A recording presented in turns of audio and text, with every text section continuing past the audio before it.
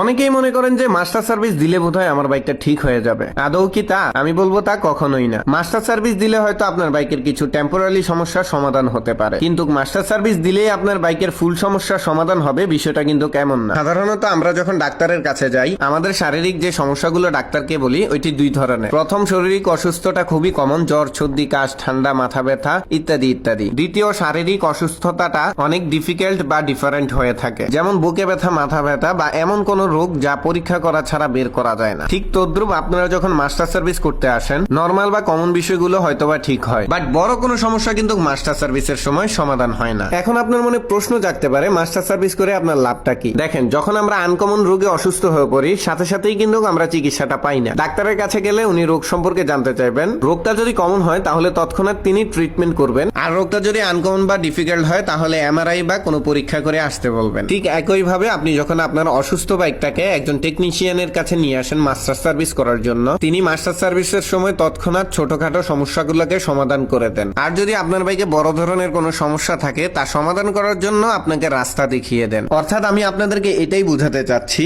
আমাদের ছোটখাটো অসুস্থতা যেমন ডাক্তার সাথে সাথে ট্রিটমেন্ট করেন, আর বড় ধরনের অসুস্থতার ক্ষেত্রে যেমন পরীক্ষা করতে বলেন, আর ঠিক একইভাবে মাস্টার সার্ভিসের সময় আপনার ফুল বাইকটাকে চেক আপ করা হবে। সাধারণ সমস্যাগুলো মাস্টার সার্ভিসের সময় সমাধান করে দেওয়া হবে, আর বড় সমস্যাগুলোর ক্ষেত্রে আপনাকে অবগত করা হবে। আশা করি বিষয়টি আপনারা বুঝতে পেরেছেন। যদি না অনেকদিন পর আপনার মুখে হাসি দেখলাম ভাই।